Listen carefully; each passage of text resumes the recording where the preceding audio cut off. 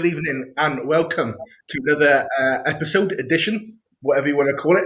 Another session at the Mackmyra Inn. There we go, Rich, a wee session. Obviously, tonight joining me is my co-landlord, Richard McKean. Rich, good evening.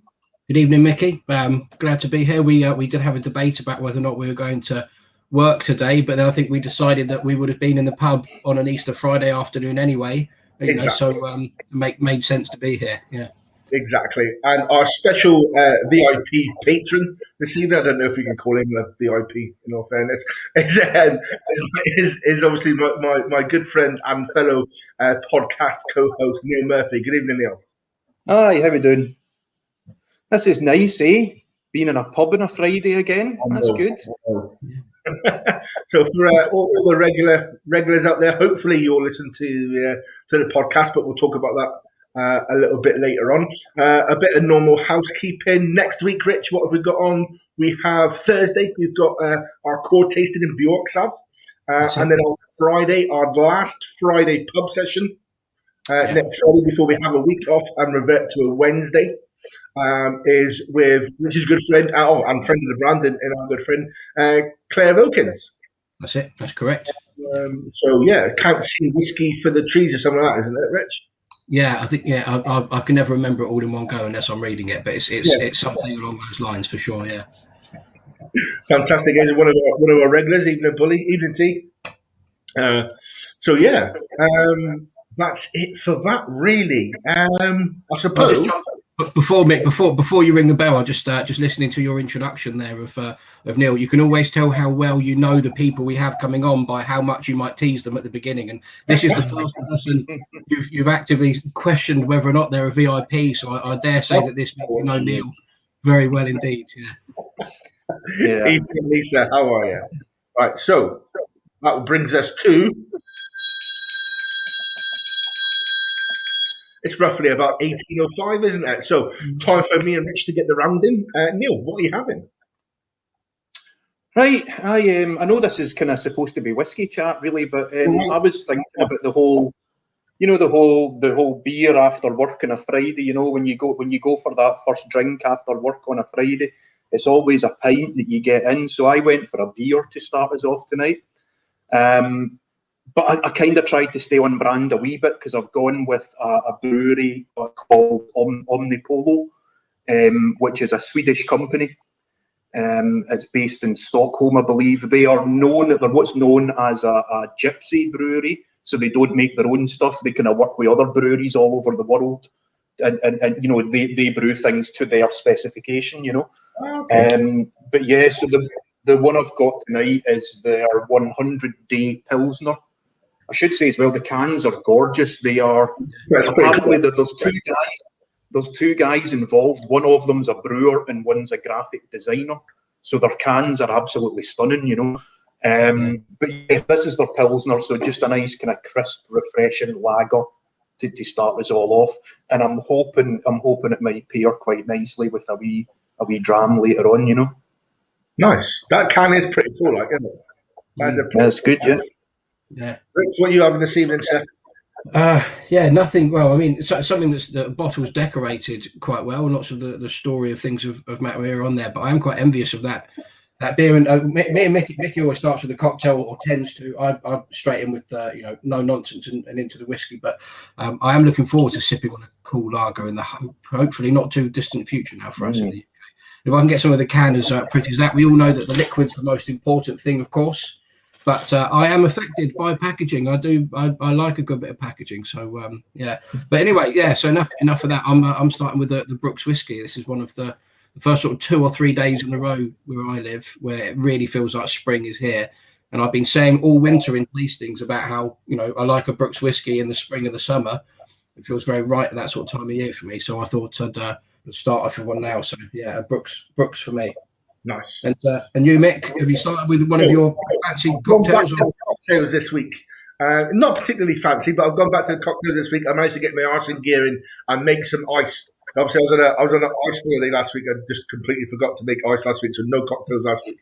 So, I've gone for a Swedish twist on a rusty nail. Obviously, a rusty nail is normally made with Drambuie and a Scotch. So this is a rostig spick, which is Swedish for rusty nail, and so two parts of Svensk Gruk and one part of our Mackmyra B, which is our honey liqueur. Skål. Welcome to the pub, Neill. Yeah, ladies and gentlemen, don't forget to let us know what you're having in the comments. That'd be great. Tomorrow's on the Glendronach Peated Portwood. Very nice indeed. Very nice indeed. Lisa's got a strawberry Cosmo. Very nice. Moving on to the Svensk Gruk later on. Beautiful. Nice. And Bully. Oh, nice. The little brown hand. Very nice indeed. So that's our, well, not ours, Little Brown Dog's single cask 12-year-old Virgin Oak Mackmyra. Absolutely stunning drum. Absolutely stunning drum. So, the first question is Neill. I know who you are, but for the benefit of our lovely audience and for Rich, who is Neill Murphy? Who is Neill Murphy? I'm a writer, a blogger, a podcaster, and a bit of a whiskey fanatic, I suppose. I kind of got into it all a bit by accident, like many people. I spent much of my life hating whiskey or thinking I hated whiskey, and then sort of on a whim tried it once. It's quite a sort of weird story. I was at a funeral up in the Highlands, and they were handing out a dram at the wake afterwards. And, out of politeness, I took one, because you didn't want to seem rude and refuse it. But I took a dram and I went away over to the corner of the bar to sip on it because I didn't want to embarrass myself in front of anybody, But yeah, I took a sip and was like, whoa, what's that, And that was it, really. As soon as I finished it, I went and bought another one at the bar, and from there on, that was me. It turned out to be a 12-year-old Highland Park, which was quite a good place to start off, But yeah, so that was my kind of start, and then after that, I just sort of got stuck into it, reading as much as I could, watching as much as I could, learning. I bought tons of books and just trying to soak up as much information as I could. And then I've always liked writing and things, and I think when I was about 35, so about 5-6 years ago now, I thought I'm going to. Lockdown's been hard on all of us, right? But yeah, I just thought I'm going to try having a go at writing about this, and yeah, that was it. 5 years later, we're still going, Awesome. So now you mentioned you write about it. So what is your blog called? It's whiskyreviews.net. So nice and simple. Does what it says in the tin. I suppose it's funny though, actually, because see, in hindsight, in a lot of ways, like the review part isn't my favourite bit of it, right? And I know that sounds weird. Like when I write a review, I use the review as a kind of jumping off point to tell a story, really. So whether that's like just the history of the brand, or what I really like to do is find like something that's happened. Like you'll get distillery timelines written on their websites and stuff, founded then, bought over then, expanded then. And sometimes I would see things like 1817, the distillery was destroyed by a fire. And I'm like, well, I want to know what happened. What happened then, right? So, like, what I like doing is go back and, like, there's a website called the British Newspaper Archives. And I like going back and you can look through, like, hundreds and thousands of old newspapers. So I try and go back and find, like, contemporary reports of what happened at the distillery, and so I like to kind of try and narrow in on wee bits to hopefully to tell a story that nobody else is telling, So the idea is you'll get my review, you'll get my opinion, but you'll also get a kind of entertaining story along with it, That's my sort of review. I think if I had to choose, but the one type of review to read, from now on, it would be something where I can learn a little bit in there, and stories as well. Geeky stuff, just as good. Stories for sure, because it just adds so much colour to things and the history that you get out of it as well. But then there's definitely a time and a place for like the short, sweet reviews where someone just does their notes, says what they think of it, would they buy a bottle or not, that sort of thing, however they finish it. Just that I tend to look at those when I'm in a rush, I think, and I see a bottle come up and I'm just sort of deciding between A or B. But then when I just want to sort of read and soak in some knowledge and some learning, if you will, that sort of style of review is very much up my street. Yeah, there's room for both, definitely room. Because, you know, if I'm in a shop and I see a bottle on the shelf and think that looks interesting, and I maybe do a quick Google to see if I can find a review, I don't want one of mine, which is like a 1,000-word essay. Do you know what I mean? I want to know what people think of it, and you want that quick. So, you know, that there's definitely room for that as well. Mine are kind of more when you've got 10 minutes sitting with a cuppa or sitting with a dram and you want to read something, you know, really get stuck into it. That's kind of more where I fit in, I think, you know. Yes, I mean, 'cause, there's loads of people out there that do, you know, reviews, and you've got your quick, like, this is what I get in the nose, this is what I get in the palate, this is what I get in the finish, and then do a quick summary roundup. You know, there's you know, every man and their dog seems to be doing them at the moment. Do you know what I mean? Which is definitely not a bad thing. That's not a knock on the people doing it. The more information and the more people's opinions are out there, the better. Do you know what I mean? Exactly. Because I think that's very important to remember. Anybody who's putting reviews out there is just stating opinions, you know, and there's no guarantee that my opinion carries any more weight than anybody else's. So I think that's why I like to give a bit more, because you might completely disagree with my summary of a whiskey, you know, but you might still enjoy reading my article. And yeah, so the more people that are putting opinions out there, the better for the consumer, and that's really what writing reviews should be all about. You know, it's consumer advice at the end of the day. Definitely, you can find certain reviewers, even you know, websites that have got, you know, 2 or 3 people that contribute as well, where you know that your tastes are aligned with theirs after you've read enough of them. And then, you know, if they write something and they, you know, they give it their all clear or their stamp of approval, and you've liked 9 out of 10 of the other things that they've reviewed in the past, there's some reliability to be had here and there, but definitely it is just opinion, and everyone's opinion is right, but it's no more valid, you know, or less than anyone else's. You know, so definitely. On that point, ladies and gentlemen of the audience, why don't you let us know who you like reading reviews by, or blogs, etc. Drop us a wee note in the comments and stuff like that. There's no wrong answer. You don't all have to rush out and say whiskey reviews Neill's the best. Obviously, yeah, you do. a certain percentage of people do, just to the happy. And that's cool. I mean, that's cool. But you know, so you know, like you said, you like telling stories and stuff like that. And what's probably been your favourite one that you've come across that was like completely out of left field? Yeah, I mean, there's been a few things like that, you know, and I think I kind of like when you can tie a distillery's story or a brand story into a kind of period of history, or like an event that happened that nobody really knows about, or, well, I'm sure some people know about, but the average whiskey drinker doesn't know about. So one of my favourites, for example, the original Benrinnes distillery in Speyside was completely destroyed by a flood. You know, and again, I read that sentence and you know, like a profile, a timeline, and went, what happened there? You know, and I went back, and it turns out there was a whole book written about it. I noted down this guy's name, and I can't remember it now. But there was a book written by, like, you know, back in 1829, somebody wrote a book about the Great Murray floods of 1829, and it was like, you know, I think it had been like a particularly nasty summer, lots of rain, not uncommon in the Highlands of Scotland, but this had been a particularly bad year. And you know, there was one day that I think they got something like 6 inches of rain in 4 hours or something. You know, it was just insane. Wow. And the Spey burst its banks. I think the level of the Spey rose something like, I don't know, 9 foot in 4 hours or something. It just, you know, it was crazy.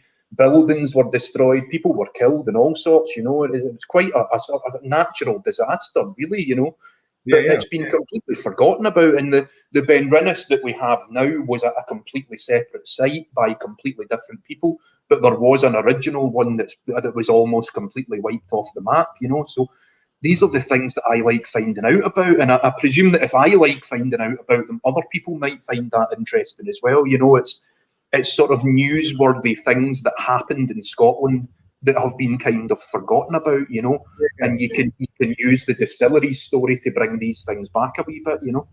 No, I mean that's great. Is it? You know, we always say, you know, we've said it on a couple of episodes and stuff like that. Now is, you know, drinking whiskey and storytelling go hand in hand. Do you know what I mean? There's nothing better than sitting around with some pals, having a dram, evening Connor, having a dram, and telling some stories. Yeah, you know? Exactly. Normally, after 3 or 4 jams, those stories get a little bit taller. You know. Or it's the same one, or it's the same one from last week. Yeah. Or even the same one from earlier that night. Sometimes. Yeah. That's come up once or twice before, like, you know. Yeah. We've got crazy Willie McPhee in the comments. He's got his comments. Obviously, Willie's a very, very good friend of Neill's and of mine as well. So I knew somebody would have to chip him with riskreviews.net without a doubt. I mean, brilliant. Cheers, Willie. Your flight was in the post. Yeah, he was in my garden a couple of hours ago as well, so I don't know if that's got anything to do with that, but anyway. Brilliant. So obviously, that's, you know, and obviously then, you know, we do the podcast together as well. Ladies and gentlemen, about our podcast. Yeah, I mean, it kind of came about. It was really the idea of a third guy. It was the idea of Ross Stephen originally. You know, he kind of came to us with this idea to do a podcast, and I think we both kind of got on board. We felt that there are a lot of good whiskey podcasts out there, but Scotland was kind of underrepresented a wee bit. Maybe there wasn't actually so much. There was a lot of people based in America and things, but there wasn't really a really good podcast coming out of Scotland. Ironically, there's now about 4 since we started, but you know, and I don't mean they've started because of us. It just a few people seem to have the same idea at the same time, you know. But that's good. I think Scotland needed a bit more of that, you know. Like sometimes it can feel like whiskey isn't cherished enough, or Scotch whiskey rather isn't cherished enough in its homeland, you know. So a bit more representation is a good thing. So yeah, Ross came to us. We got on board. We did a couple of episodes, and then unfortunately Ross had to take a step back. And Micky and I have carried on. You know, it's been great fun, and we're not quite getting the episodes out just as often as we would like, maybe. But yeah, it's been really good. It's been really good fun. We're getting great engagement from people. People seem to enjoy it, you know. And we're doing, you know, similar to this. We just it's just an informal chat, you know. We pick a few topics to discuss, and we just on we go, you know, and have a bit of a blather. Yeah, it's nice as well, though, isn't it? Because we do get a few suggestions on topics to talk about from our listeners and things like that as well, which is really quite nice. Mm-hmm. You know, we'll make a note of them. Occasionally, we'll touch on like a whiskey 101. You know, we've covered like, you know, the process. You know, we've covered chill filtering. You know, we've covered and stuff like that. Do you know what I mean? Really breaking stuff down for your average Joe. Really? Yeah. You know? Well, I mean, you know, we Tamara, who's watching tonight, pretty much planned out the whole of the last episode for us. She did. That was a massive favour. You know, we sort of had an idea in our heads, and then Tamara messaged us with the same idea and gave us a big list of how it could run, and we went, brilliant, we don't need to do anything for this episode. That'll do. Happy with that. So our last episode was we did Mythbusters, where we set about demystifying basically some of the. I mean, like, you know, you shouldn't have anything in your whiskey. It should only be cask strength, straight from a glass, and no ice, no water, nothing, and all that sort of stuff. Do you know what I mean? And you know, basically a lot of the stuff that we talk about, Rich, as well. Do you know what I mean? On our taste. And in the public sector. So that was good. And Tamara, you know, like Neill said, basically gave us the full script in ammunition. Yeah, I think it's important to go about debunking, you know, some of these preconceptions, misconceptions that people might have coming into it. So we hear it all the time, you know, in all the various circles that the three of us will move in, and you hear somebody say it here and there. But I think it needs to keep being said, because, you know, as whiskey grows and more people start coming into it and seeing it as more of an accessible, that when you make it more accessible and more inviting, by somebody in their early days coming into whiskey and starting to pay attention to podcasts, starting to watch live streams, reading reviews. You need people saying, these things over and over, that you should be able to drink it however you like, and a good whiskey is any whiskey you like to drink. And there are myriad other things as well that people come into it and think it's only for men, for example, which is the most ludicrous of them all. Yeah. And you need to keep drilling it home. No matter how many times we hear it, it has to keep being said, and keep helping people on that journey. Yeah, definitely. And it's never about sort of putting down newbies or anything, and saying you don't know enough. It's not about pulling people up for being wrong. It's just just trying to guide a wee bit, and these things. Like things that you see all the time, and it's not people who are learning. Quite often it's people who think they know a lot, do you know what I mean, that try and correct other people, and you're going, that's not actually true what you're saying there. So it sometimes feels like it's them that need reined in a wee bit, the people that think they know a lot. And we'd be the first to admit we're no experts. We've got a passion for it, and we've tried our best to learn as much as we can, but we're not experts. We learn something new about whiskey every day, several times a day, and it's just, you have to be open to that instead of having this concrete opinion on something that you were told 5 years ago. Just do a bit of digging and make sure you've got your information correct before you start going fixing other people, Yeah, I couldn't agree more. So we skirt we skirt around some issues, and we hit stuff in a particular distillery coming for a bit of a hard time a couple of episodes ago, unintentionally. It just happened. So we were talking about Jura, and we give them a bit of a hard time. But we recently apologised for that. But we've also had some really good engagement. So me and Neill tend to, we not too dissimilar to this. We have a welcome, say what we've been up to, and then we say, right, okay, what are you having to drink this evening? And we don't plan it. We don't talk about it. We just say, right, okay, this evening I'm having X dram, and we've had some really good engagement. I think the last best one there was from the Exceptional Whisky Company, wasn't it? So Rich, Rich, we got a bottle of the Exceptional Grain as part of the Summer Club. Yeah, it's up there somewhere. Yeah, so I had that as one of my jams. I'd cracked it, and I wasn't overly keen on it on the first neck pour, basically, but during the episode, it actually warmed up, got a lot nicer. I had a couple of them, and it really improved, and it was really nice. And they reached out to us and give us a full-on description, because we were debating some of the stuff that was on I think remember we were sort of talking about, we couldn't get our head whether grain whiskey was chill filtered. It's like we thought it probably was, but we were kind of, you don't really hear people talk about chill filtering with grain. I mean, you don't hear people talking about grain all that much anyway sometimes, but that was what kind of started us off. And then they came back and said it's completely unchill filtered, and then gave us some of the breakdown of the components that went into it and stuff, and it was really helpful. It's 43% as well, so I think I'd be asking the question whether or not it is. And Mick, like you, I think did you say you got the exceptional grain, not the exceptional malt? Yeah, I got the grain as well. I have to say, because I wasn't much into grain at the time, because I had these, talking about busting preconceptions a minute ago. Even as recently as 8 months ago, whenever we received it, I still had a bit of a misconception about the quality of grain. I didn't have any strong thoughts or opinions on it, but it wasn't something I was going after. So when that arrived, I thought, I'd have loved the malt. And then actually, when I tried it, and like you, the first dram, I wasn't too sure on things, and I was still like, I'd love the malt.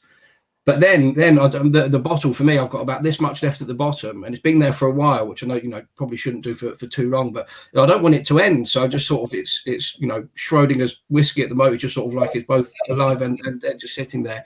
But that was an important part of my journey. Now I've got these 3 single grains here from particular, like we're saying, and not enough people do talk about grain. I think it's the one thing I'm always curious about, and I wouldn't have known about chill filtering with it or anything.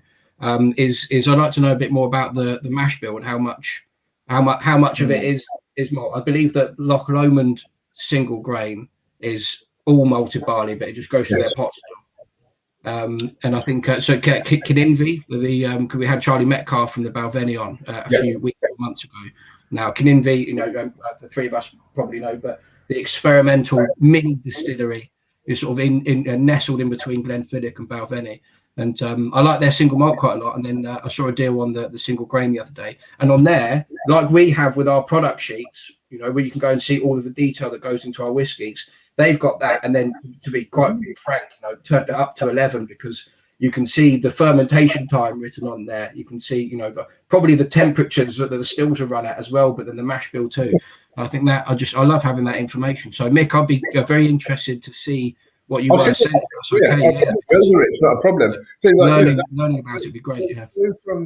Going from our last episode of not too sure about it on the first dram to really quite enjoying it, I now only have a 40ml sample left, which we can't into a smaller bottle for Neill. So I don't actually have any left, but Neill's got a sample waiting for when we can break out the madness and go for a walk and stuff like that. Do you know what I mean? So Just sorry, Mick. Touching on samples. I can't remember where it was, but I'm sure it was a podcast where I learned something some time ago. I don't think I've actually done much of it yet, but they said when you get something you might want to hang on to for a while, it's not a daily drinker of yours, immediately decant 50 to 100 ml into one or two sample bottles, so that you can then drink that bottle. You can kill the bottle. You don't have to think like I've done with that exceptional, it just sat up there and just waiting for a special or appropriate occasion for it. But if you decant something immediately, you can keep it in a bit of a library, in a bit of a catalogue, and then in future you can come back to it.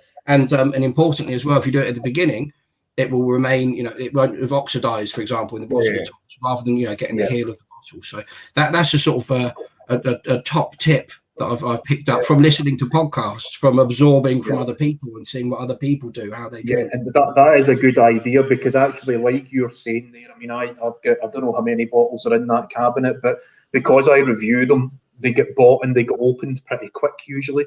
So, I don't know how many bottles are in there. There's maybe about 5 that aren't open, like they all get opened. And I do share out samples with people and stuff, but I've been quite lucky for the most part, but there have been 1 or 2 that by the time I've got to the end of the bottle, I've felt it's lost its integrity a wee bit, and it does happen. Like, I think if you keep it, I'm lucky that I'm in my dining room and we're at the back of the house, and which is north facing, so there's no direct sunlight comes in here, and it's the coldest part of the house, so there's not quite the thing that would make it lose its integrity faster. So I'm quite lucky that I've not had it happen too many times. But whiskey does go off, and not so much off, but it loses its quality, certainly.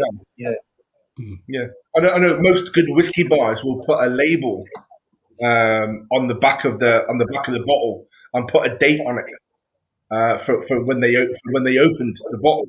So if it's like, maybe not so much, the 5-6 pound drams that tend to fly off, because by the time you've written the label on the date and that, the bottle's gone anyway. You know what I mean?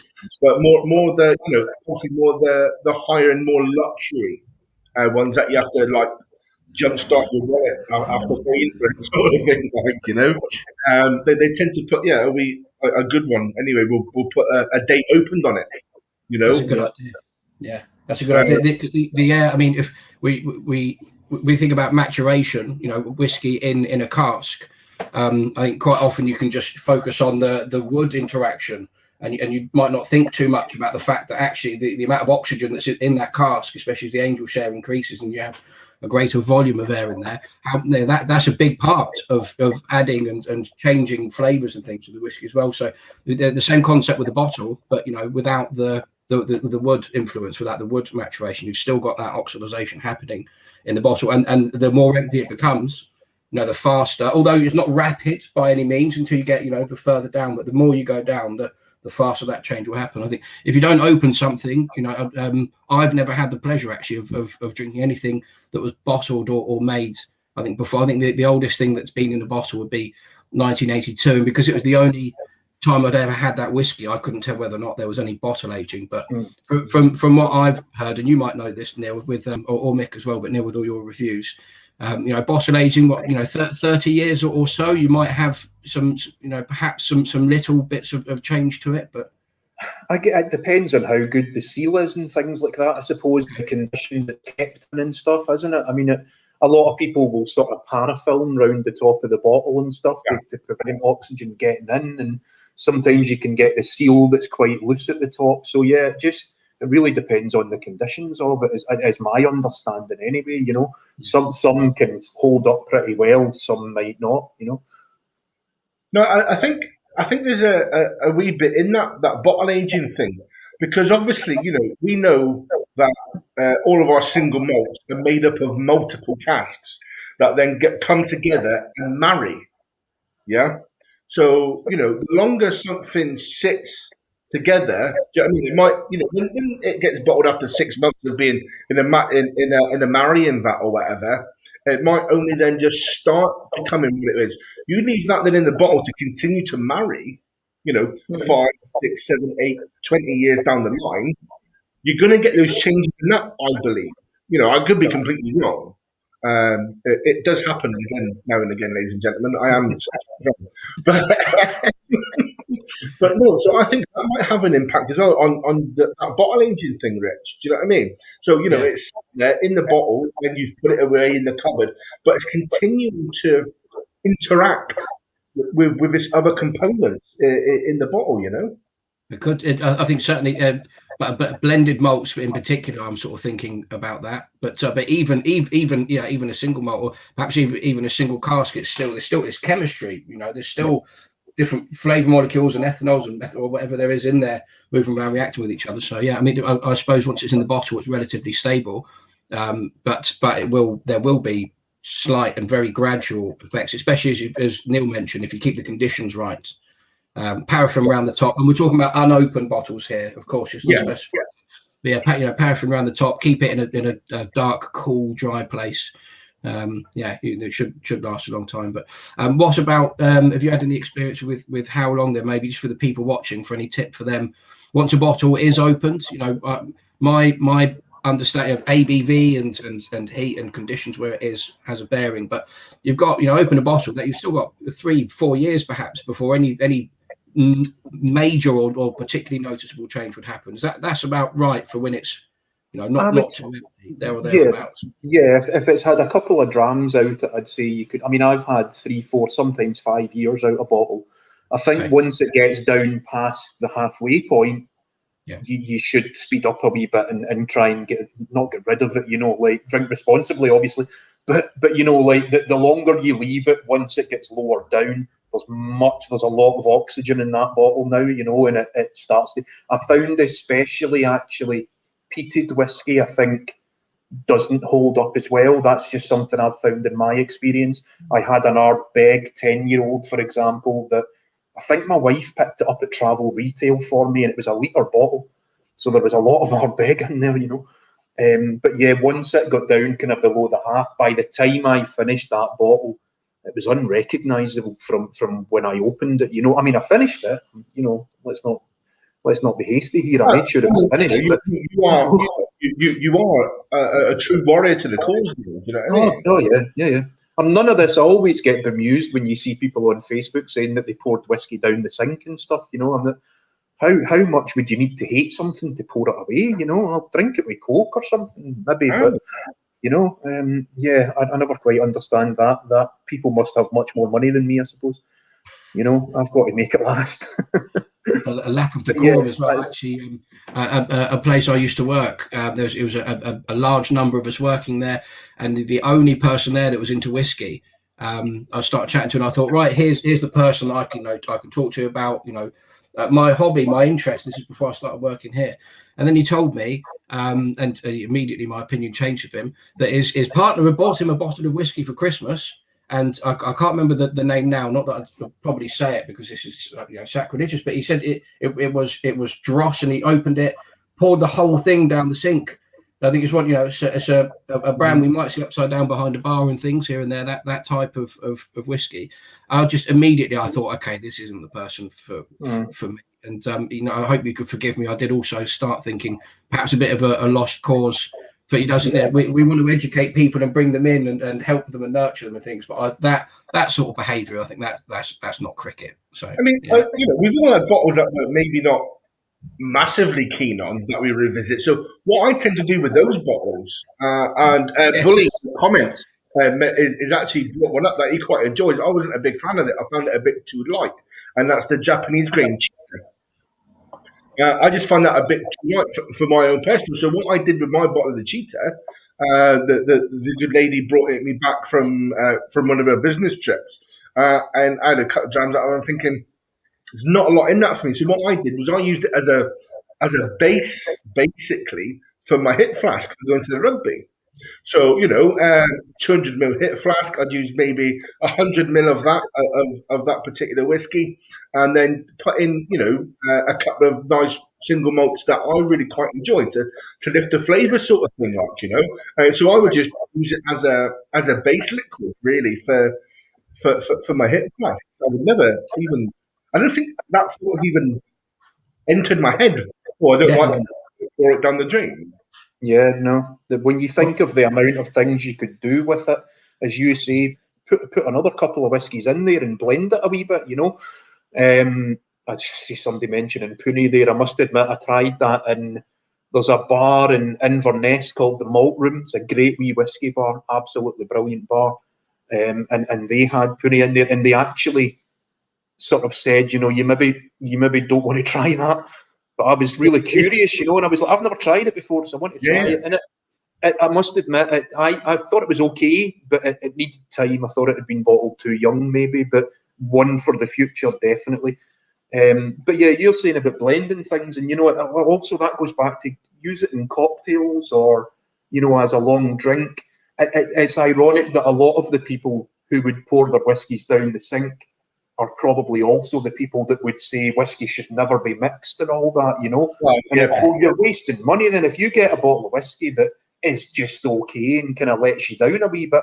There's plenty of other things. Cook with it, if nothing else, Yeah. You could use it for lots of things. So, yeah, it just seems such a waste. Whether you like it or not, someone spent 3, 4, 5, 10, 20 years making that stuff, and it's just gone down the drain because you couldn't afford to give it any time or couldn't be bothered giving it a bit of patience, Such a waste.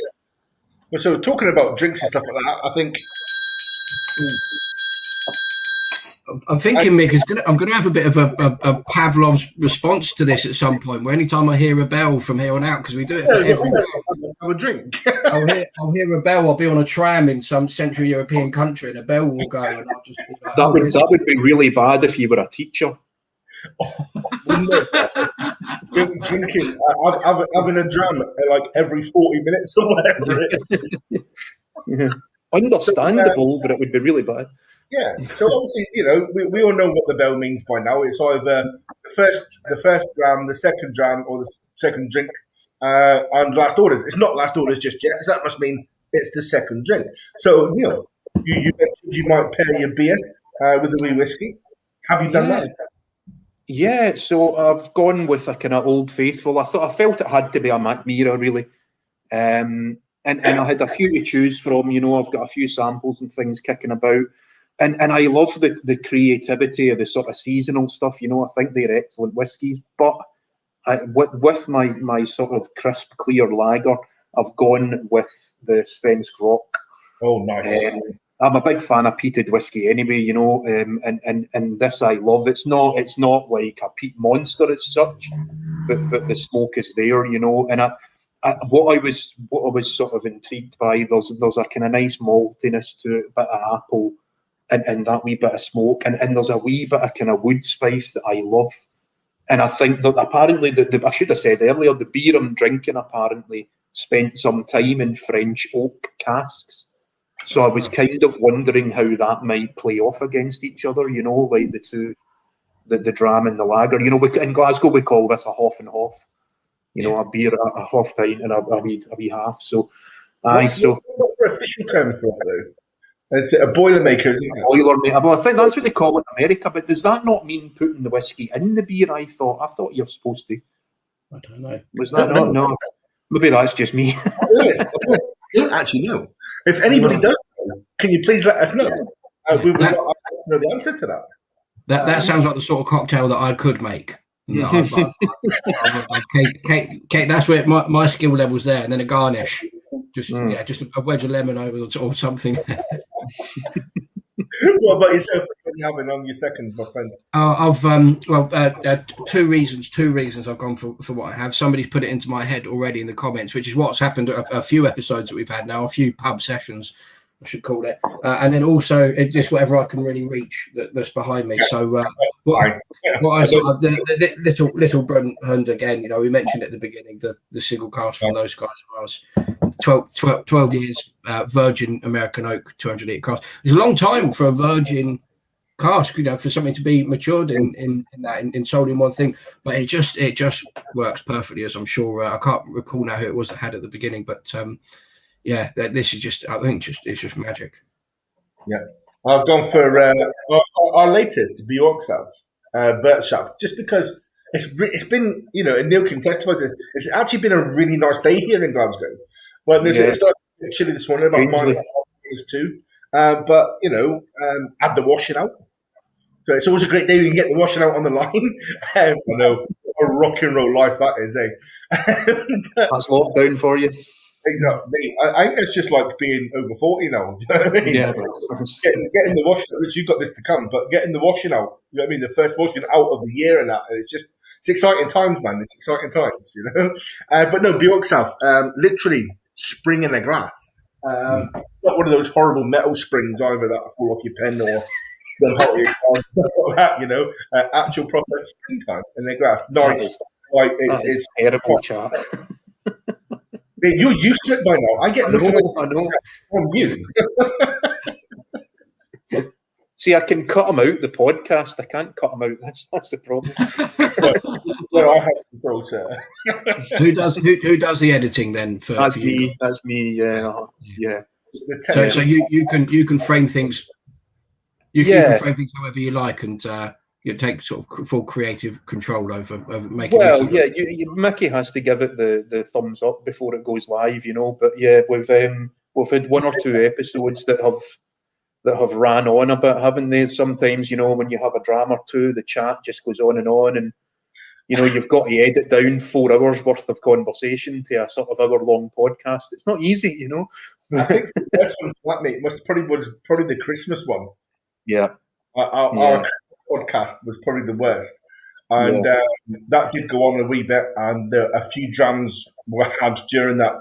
And a few of our regular listeners actually did message us and say, you can tell the difference from beginning to end. Yeah. Yeah, well, if only they could hear the bits that were cut out, But anyway, those will stay hidden forever.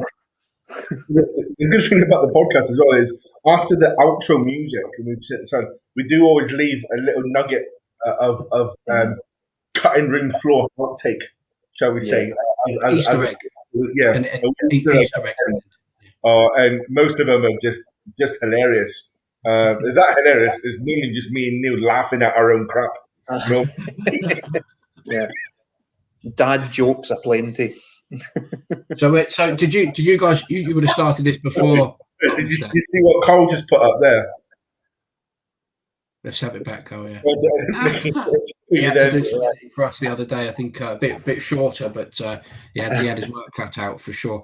But yeah, podcast wise, you would have started doing this before lockdown, I guess, from what you were saying. No, it was talked about. It had been talked about for, I would say, even 2 years ago or something. It's been talked about on and off, but we were able to kind of make it happen over lockdown.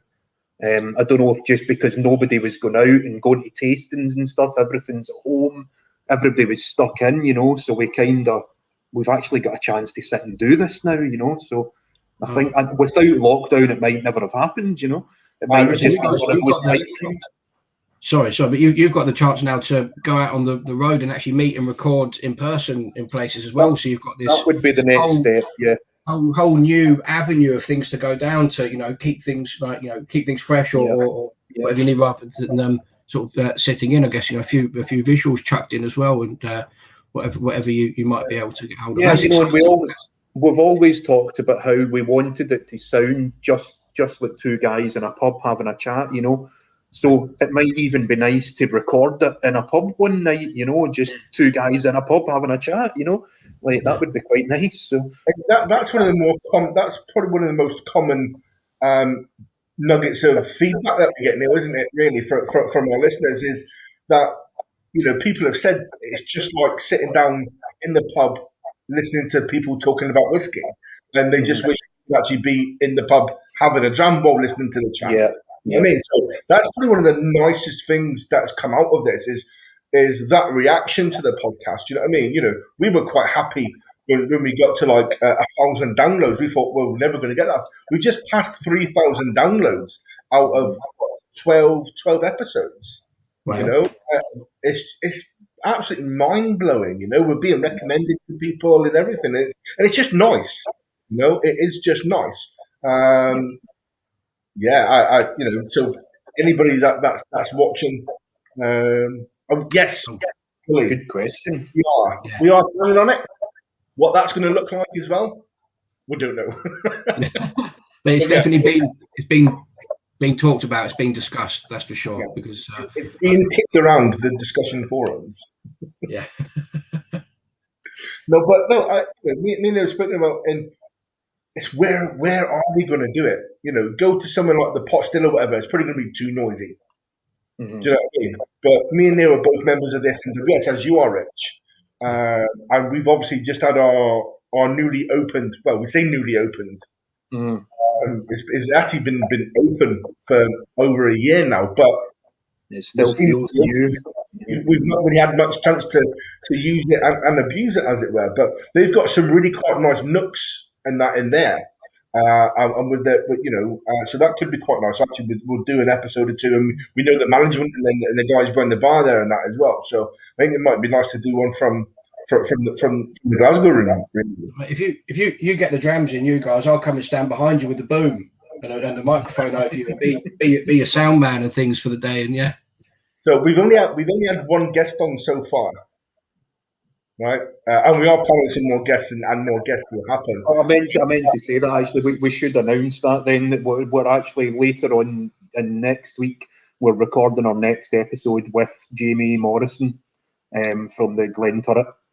So that should hopefully be a nice conversation there too. Our pub regulars know Jamie. He was a VIP. He was a VIP patron a couple of weeks ago. Jamie was probably one of the first people to reach out to us, Neill, wasn't he? He supported it quite earlier, yeah. I think within the first episode going live, he was retweeting us and giving us a wee leg up and stuff. So you like to remember these things, when people. And I mean, it's not, we would like to have talked to Jamie anyway. We're not getting him on as a guest just because he shared our stuff, but.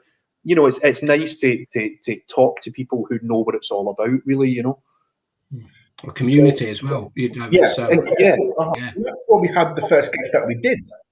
You know what I mean? We had Gillian on, who's the owner and landlady, if you want to call it that, of the Pipe Whisky Bar in Glasgow, and that's where me and him met at her whiskey club. Do you know what I mean? And that's and Ross, to be fair, and Ross, who started that with all three of us met going to the monthly tasting at that bar. So it seemed appropriate that Gillian should be the first person on because she's the one that kind of brought us all together anyway. So for everybody out there, it's Gillian's fault. This whole thing is Gillian's fault. If there's any complaints, send them to her. So when was it that you guys met in the pub? Then I asked because I was thinking about you coming to join us, and I thought I'm going to meet Micky's other man because Micky and I have been doing this the Mackmyra Inn for 3 or 4 months now. But then we've been doing all of our shows for Mackmyra and things since October, November or so.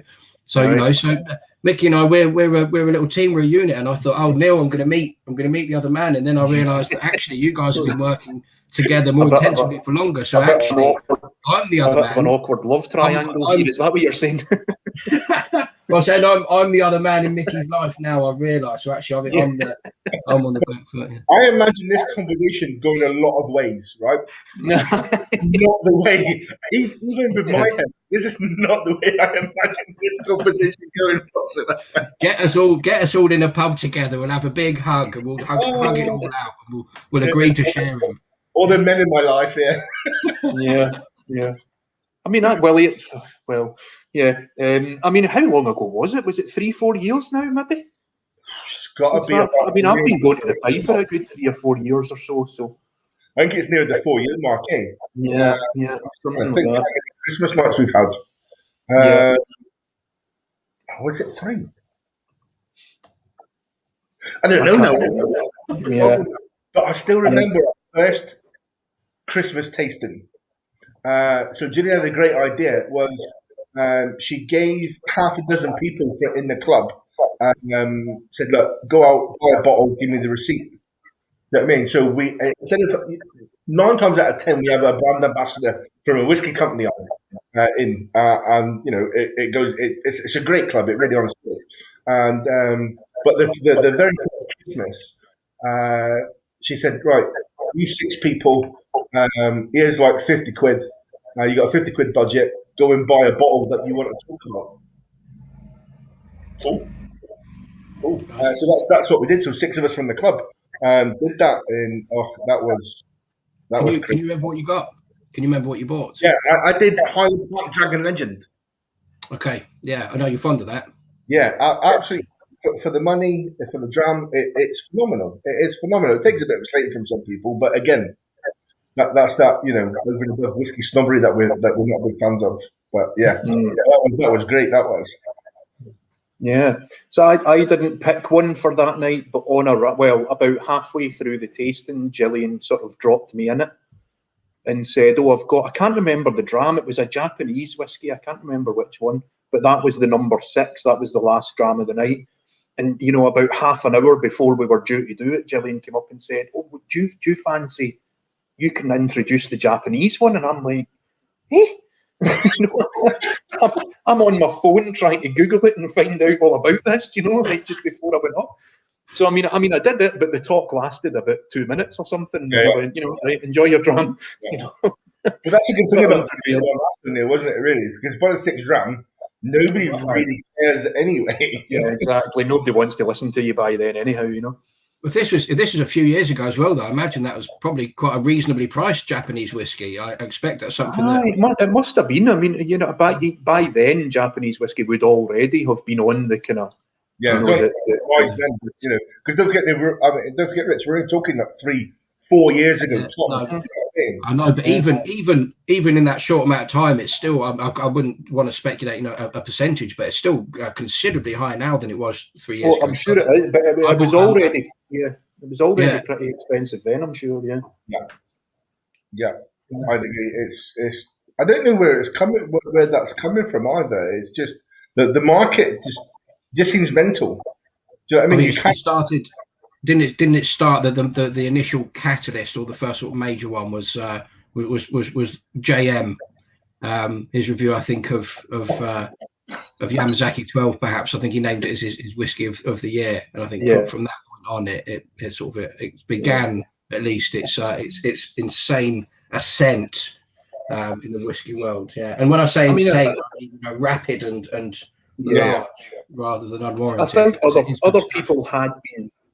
Sorry, Rich. I think other people had been kind of singing its praises. You know, Dave Broom had been spending a lot of time in Japan and doing really good work, sort of profiling the Japanese distilleries and things. But I think it was that review that 1 year that was given that sort of the amount of hype in the press and stuff, and it just exploded. You know, it just went nuts. Mainstreamed it. I've got the Way of Whiskey by Dave Broom that I've read a couple of times now, and that's actually happy thinking recently that I'd like to learn a bit more about like Swedish culture and things as well, because, you know, Mick and I will know bits, and I'm sure, you know, most of us who have travelled at all or have friends from many different places, we've learned little bits. But Dave, in general, I think he focuses so much, you know, Scotch, wherever it is, on the people and on community and on culture in general and how that influences whiskey, as opposed to, and not that he doesn't deep dives into whiskey itself, but it's all about people for him, you know, for a large part. And the Way of Whiskey, that book, where you said, you know, he's over there for a long time, going back and forth for years before he wrote it, and then writes about how he focuses so much on Japanese culture and then how that influences the various regions in Japan as well, and how they produce things. So for that reason, I've been thinking more and more recently. I'd like to find, I don't know if anyone knows in the comments, some sort of resource perhaps for learning, other than just talking to the handful of Swedish people I know, because that's a very narrow way into it, but sort of a broader thing, just to see how that influences not just us but the other people in Sweden making whiskey as well. I think maybe we need to get Noah back then. Yeah, that's a good shout. We could have a Swedish culture show with Noah. Yeah, that's a great shout. We'll get the other half of the Scandi Whiskey Tasting Company on it as well. So obviously we've had guests on from Single Cask Nation, and her very, very good friend Christopher Hallström. I think we'll get Noah and Chris on, and they can talk us through some stuff, because Chris wasn't a big fan of Mackmyra from the beginning. But in the past 2 years, he's come more around to we've upped our game. Do you know what I mean? And brought him round to it. So so maybe we'll get them on and we'll do a whiskey, a Swedish culture and whiskey show. Yeah, I think that'll be good for us, and I dare say for anyone who watches or listens into us regularly, I think that would be quite an insightful thing for everyone as well. So double bubble. Well, the last show we did with Moa, where Moa basically schooled us in Swedish language. Well, she did. Pronunciation was, that was so well received, and people still talk about it now, and that was fantastic. But unfortunately, I know. Yeah. I was just getting a good run on that there, because there was again, we half of the ones, if not probably nearly everyone that we do, I pretty much everybody easily. Yeah, get me back to the real pub. Yeah. So as we all know, the third bell that unfortunately means last orders. But on the good side as well, it also brings about probably one of our main staples of the show, which actually started on the podcast with me and Neill, is the whiskey. So this seems quite weird that I'm actually doing this with Neill, because we started on the podcast with our one and only guest that we've ever had on. And also we answered it ourselves. We did an episode that was kind of like a getting to know your hosts kind of thing.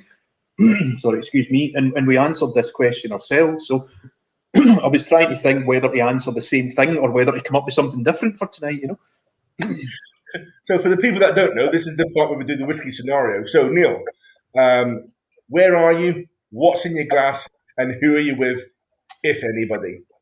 So I think before, one of the things I said, and this is always a sort of fantasy of mine, or a thing that I would like to do, a thing I have done and would like to do again, would be sitting in Islay in Bowmore and sitting by Loch-and-Dol with a dram of Bowmore, preferably.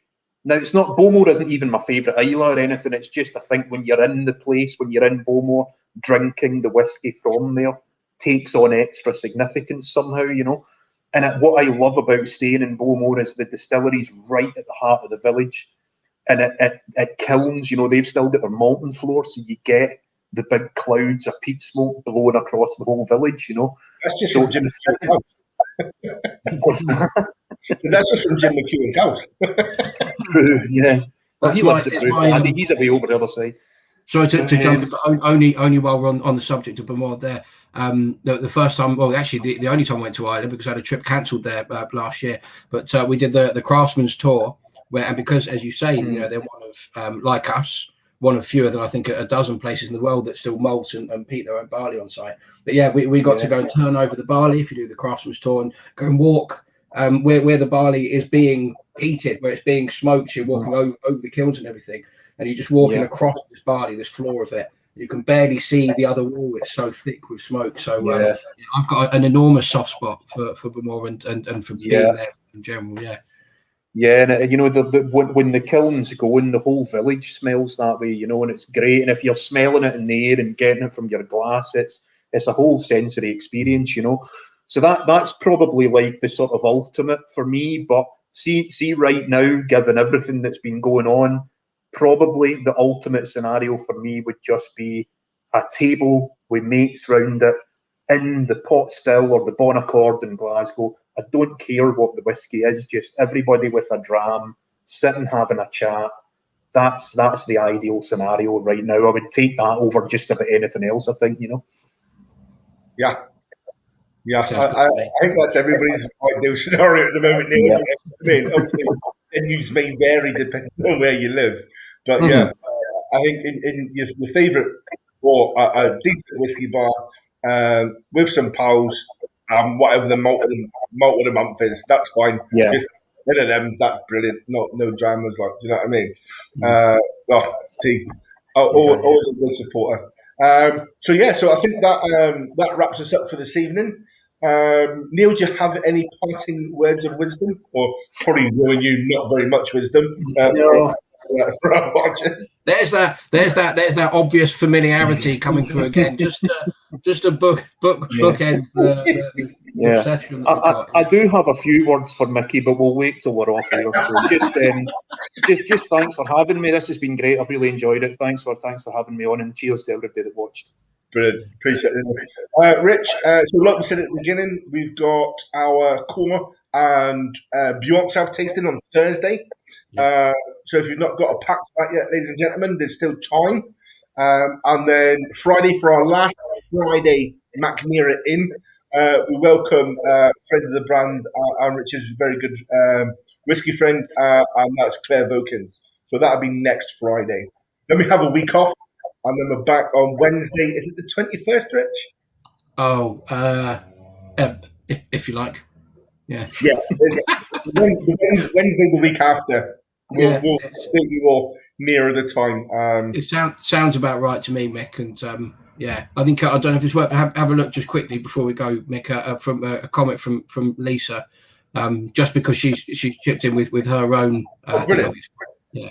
And a cruise liner back in time with Marilyn Monroe drinking cocktails. I mean, that sounds fantastic. Can I change my answer to that? Are we all on the cruise? I think we should all be on the cruise. Yeah. I'm liking that. Lisa, thank you very much. Brilliant. Happy. Thanks for joining us, T. That's all we have, ladies and gentlemen, for this evening. Neill, thank you very much for joining us. Rich, co-landlord, as always, my friend. And ladies and gentlemen, good night. Skål. Have a pleasant weekend. Skål. Oh, and happy Easter. If you're that cold.